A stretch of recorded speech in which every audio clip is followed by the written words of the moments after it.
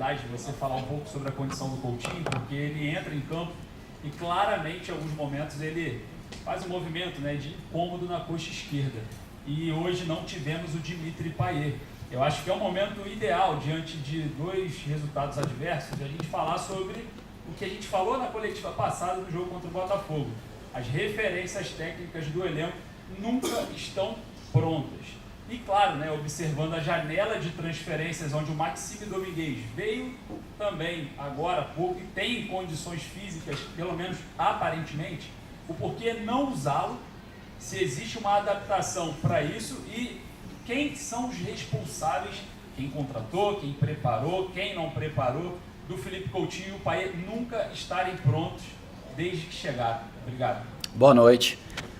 Payet sentiu um incômodo depois do jogo do Botafogo, né? Um atleta de 37 anos e fez um jogo esplendoroso contra o Bahia. A gente sofreu muito contra o Botafogo e a gente tem consciência, eu tenho falado isso sempre, inclusive para você, né?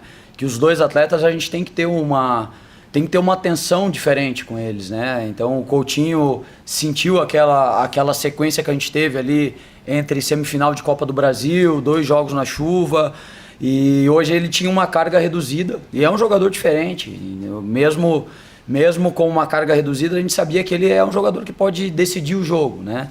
Então é o cuidado que a gente está tendo com o Payet e com o Coutinho, é que a gente teve desde quando eles estão aqui, né? Payet há mais tempo, Coutinho há menos tempo, eu acho que está culminando com os resultados que não estão vindo, né? Essa oscilação que a gente está tendo, a gente vinha de 2 vitórias, agora a gente vem de 2 derrotas, o 3-0 machuca muito mais, né? Machuca muito mais. Eu acho que o nosso problema não é só o Payet e o Coutinho, no sentido de que não é isso que vai resolver o nosso problema, né? A gente tem jogadores como o Maxi, a gente tem jogadores como o Menezes que a gente colocou, a gente está tentando buscar de novo a nossa forma de jogar, encontrar de novo a melhor estrutura, os melhores jogadores no momento, mas a gente sabe que o Payet e o Coutinho são jogadores especiais e quando eles nos dão minutos, a gente sabe que eles podem resolver o jogo, né? Então o Payet ficou fora desse jogo, mas não é nada grave, né? Já foi no exame dele já não deu nenhuma lesão grave. E o Coutinho está voltando com carga reduzida agora. Então eu não vejo culpados, assim como eu te falei da última vez. Eu acho que a gente está num processo da gente estar tentando buscar o nosso jogo de novo. A gente está oscilando para baixo, como a gente já oscilou na competição, ou como eu vejo várias equipes oscilando. A grande maioria, na verdade, eu vejo oscilando.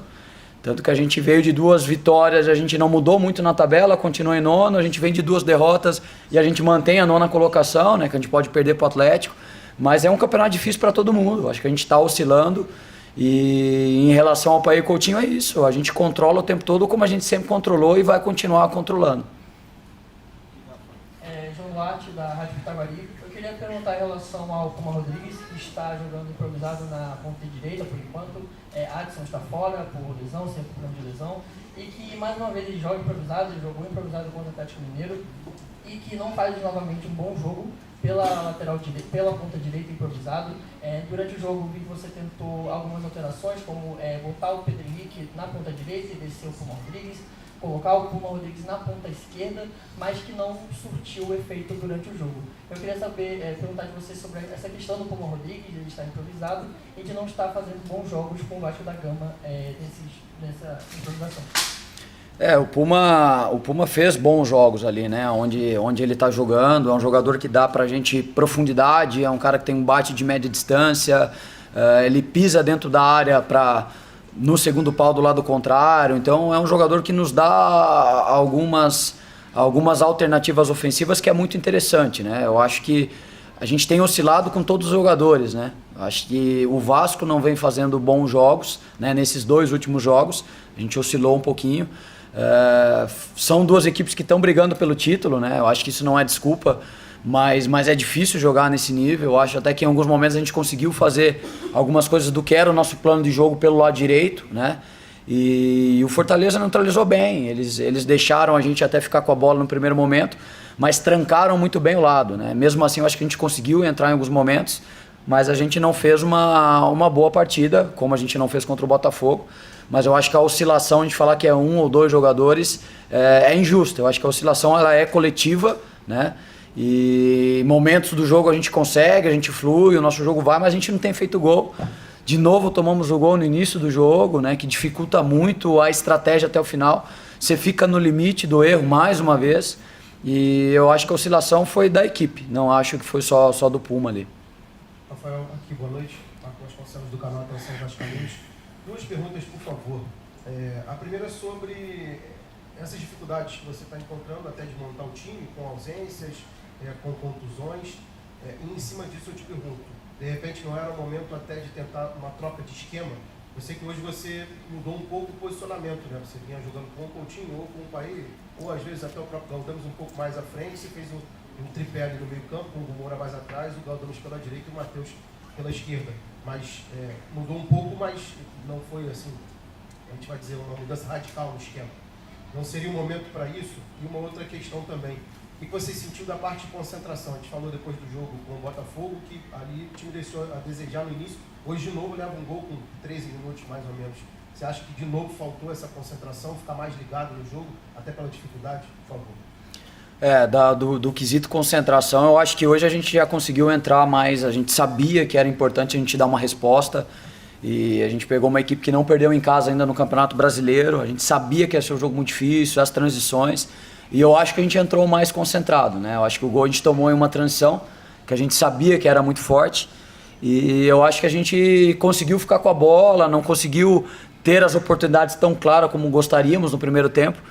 E eu acho que a gente voltou bem no segundo tempo, a gente teve algumas chances ali, mas do meio para o final do segundo tempo, eu acho que a gente desconcentrou de novo, porque a gente queria buscar o gol e tomamos algumas transições muito perigosas e ali baixou demais, porque vem o jogo do Botafogo e vem a nossa ânsia de pontuar logo, e daí eu acho que a gente deixou escapar um pouquinho, principalmente a concentração, né?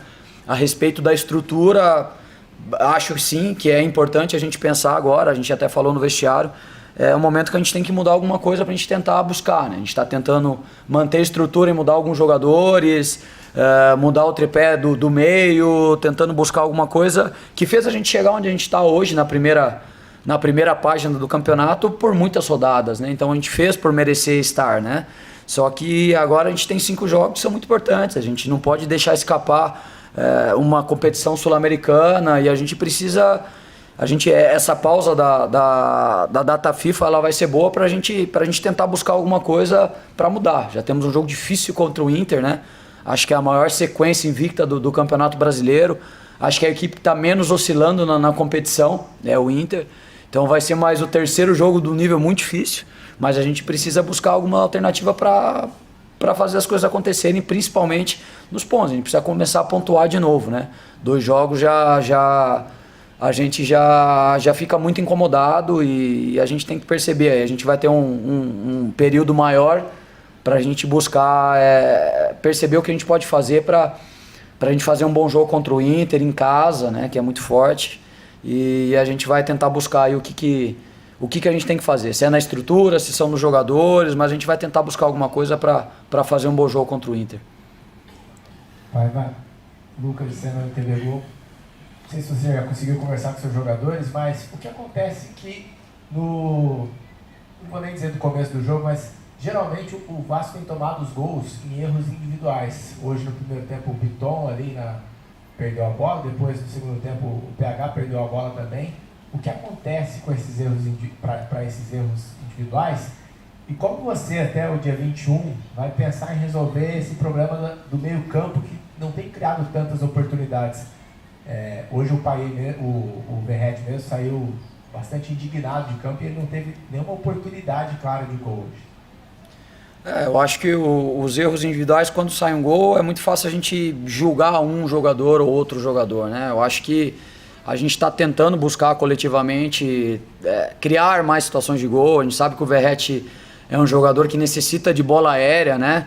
Mas já passando 33 rodadas, todo mundo se estuda muito, a gente percebe o quanto ele é marcado dentro da área. A gente tem tentado buscar alternativas, né?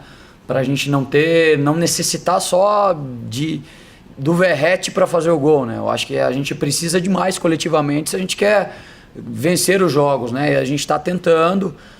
Quanto aos erros individuais, eles acontecem e eles ficam mais escancarados quando sai um gol, né?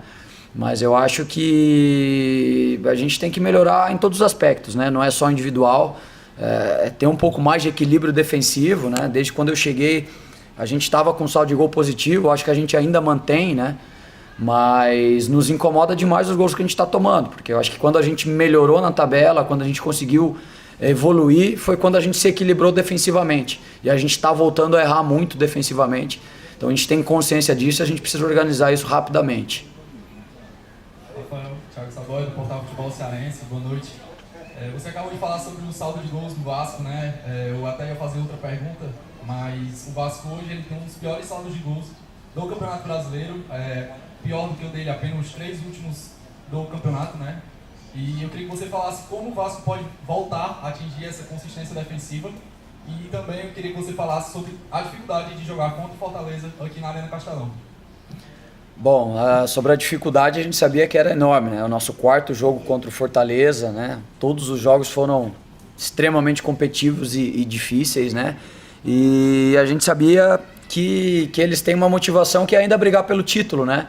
Ainda mais com o empate do Botafogo hoje, a gente sabia que uma vitória eles iam reduzir e eles iam buscar essa vitória a todo custo, né? E a gente sabia que ia ser muito difícil, a gente tinha total consciência.